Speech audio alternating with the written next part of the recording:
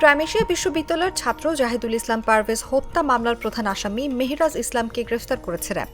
বুধবার দুপুরে গাইবান্ধা থেকে তাকে গ্রেফতার করা হয়। এ নিয়ে আলোচিত এই হত্যা মামলায় ৫ জনকে গ্রেফতার করা হয়েছে। বিকেলে র্যাবের লিগ্যাল অ্যান্ড মিডিয়া উইং এর পরিচালক লেফটেন্যান্ট কর্নেল আশিকুর রহমান জাগো নিউজকে এই তথ্য নিশ্চিত করেছে। তিনি বলেন, গাইবান্ধা থেকে পারভেজ হত্যা মামলার ১ নম্বর আসামি মেহরাজ ইসলামকে র্যাব ১ এবং র্যাব ১৩ বিশেষ অভিযান চালিয়ে গ্রেফতার করে তাকে ঢাকায় আনা হচ্ছে। এই বিষয়ে বিস্তারিত পরে জানানো হবে। এর আগে মঙ্গলবার কুমিল্লা থেকে এজাহারভুক্ত ৫ নম্বর আসামি হৃদয় মিয়াজিকে গ্রেফতার করে র্যাব। তিনি বৈষম্য বিরোধী ছাত্র আন্দোলনের বনানী থানার যুগ্ম সদস্য সচিব। এর আগে রোববার মধ্যরাতে ঢাকার মহাখালী ওয়্যারলেস গেট এলাকায় অভিযান চালিয়ে পারভেজ হত্যায় ৩ জনকে গ্রেফতার করে বনানী থানা পুলিশ। তারা এখন রিমান্ডে।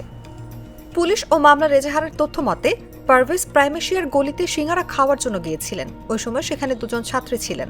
ওই ছাত্রীদের দেখে পারভেজ হাসাহাসি করেছেন বলে দাবি করে অভিযুক্ত ছাত্রীরা তাদের বন্ধুদের ফোন করেন। পরে বিষয়টি নিয়ে বিশ্ববিদ্যালয় প্রশাসন উভয় পক্ষকে নিয়ে মীমাংসাও করে দেয়।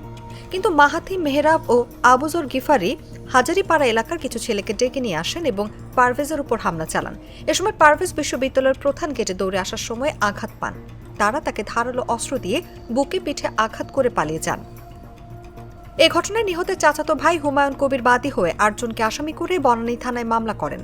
মামলার আসামিদের মধ্যে কয়েকজন প্রাইমেশিয়া বিশ্ববিদ্যালয়ের ইংরেজি ও আইন বিভাগের শিক্ষার্থী, বাকিরা বহিরাগত।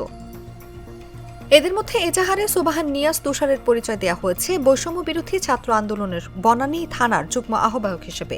হৃদয় মিয়াজির পরিচয় দেওয়া হয়েছে বৈষম্য বিরোধী ছাত্র আন্দোলনের একই ইউনিটের যুগ্ম সদস্য সচিব হিসেবে।